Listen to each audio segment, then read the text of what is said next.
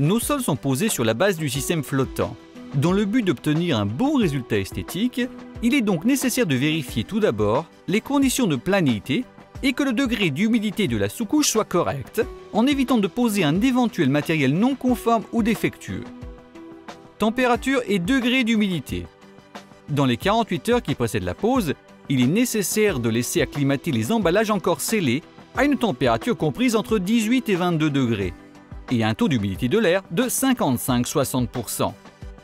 Ne pas effectuer d'acclimatation dans des environnements ouverts et dépourvus de fenêtres, des chantiers en présence de ciment ou d'enduit en phase de séchage. Sous-couche et sol. Pour un résultat de pose impeccable, il faut s'assurer que le sous-sol soit sec, solide, avec un pourcentage d'humidité du support en béton inférieur à 1,7%, bien égalisé par rapport aux valeurs suivantes de tolérance sur la fondation. 3 mm sur une longueur de mm 1000, 4 mm sur une longueur de mm 2000, 5 mm sur une longueur de mm 4000. Lorsqu'il est nécessaire, il faut rattraper d'éventuelles inégalités en utilisant des produits appropriés, en contrôlant le taux d'humidité avant la pose. Sous-couche isolante.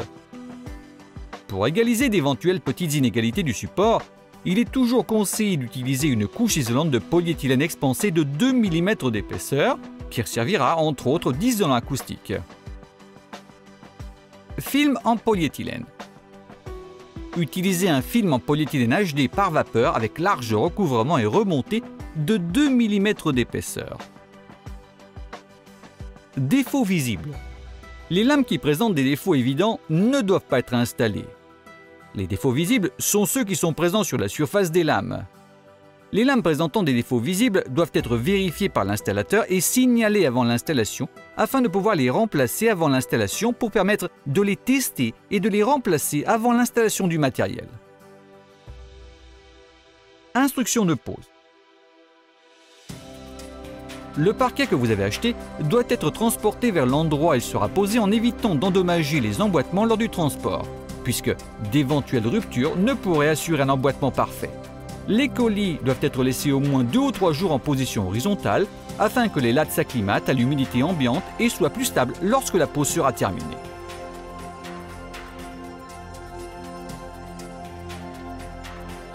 Lire attentivement les indications sur la pose et sur l'entretien suivant énoncées dans le mode d'emploi que vous trouverez à l'intérieur des enveloppes. L'équipement nécessaire pour une pose correcte est constitué d'une machine à tronçonner avec une lame parfaitement acérée ou une scie à main, un marteau, un mètre, un crayon, un batteur à aile, un batteur horizontal, des cales ou épaisseurs, un ruban adhésif en CPV, une coupeuse et un arrache-clous. Déroulez la sous-couche isolante en tenant la partie en nylon vers le bas. Juxtaposez la sous-couche suivante en la superposant au film en nylon. Fixez la jonction à l'aide du ruban adhésif.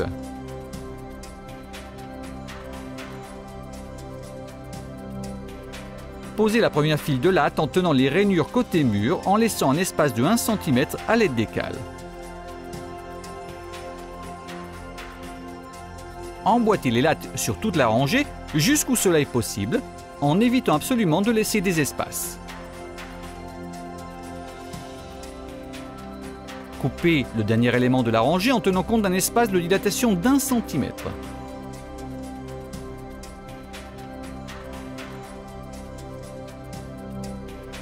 Placez le dernier élément coupé sur mesure pour terminer la rangée. Recourir éventuellement à l'aide d'un batteur à aile. Commencez la file suivante avec la pièce de latte qui reste du tranchant final précédent en tenant compte que cela ne doit pas avoir une longueur inférieure à 40 cm. Normalement, tous les emboîtements présents entre une file et l'autre doivent être toujours décalés entre eux d'au moins 40 cm afin de garantir une tenue parfaite des emboîtements avec le temps.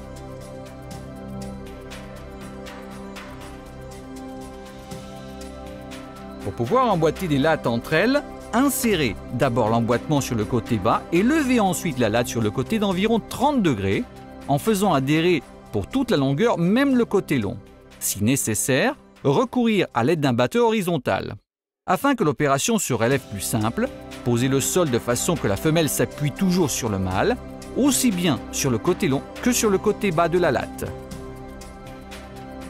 Procédez de cette manière pour toute la grandeur de la pièce, en laissant 1 cm de distance de la paroi, de façon que les éléments puissent ensuite avoir l'espace nécessaire pour la dilatation naturelle.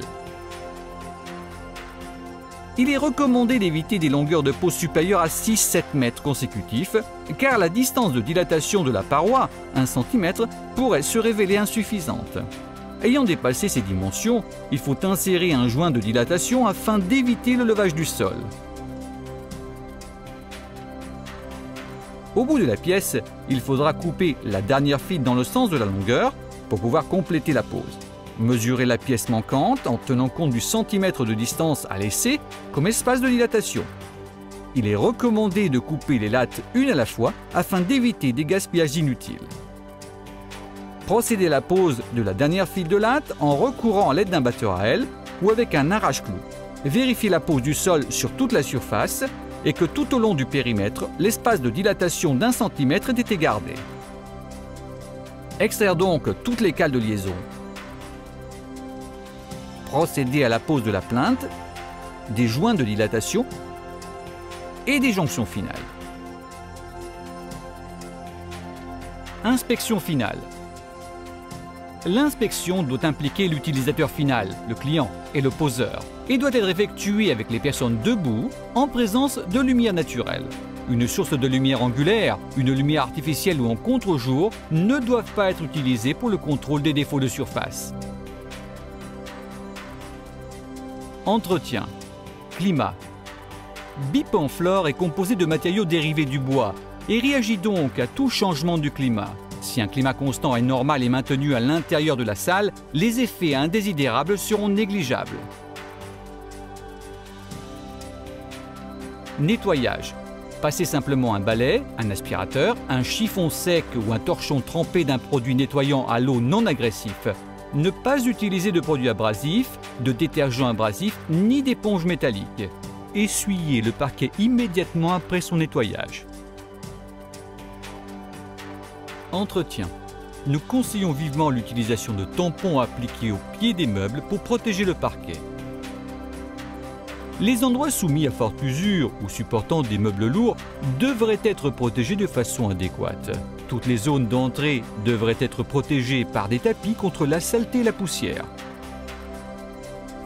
Bipanflore est fait pour être installé dans les espaces intérieurs à l'exception des pièces humides.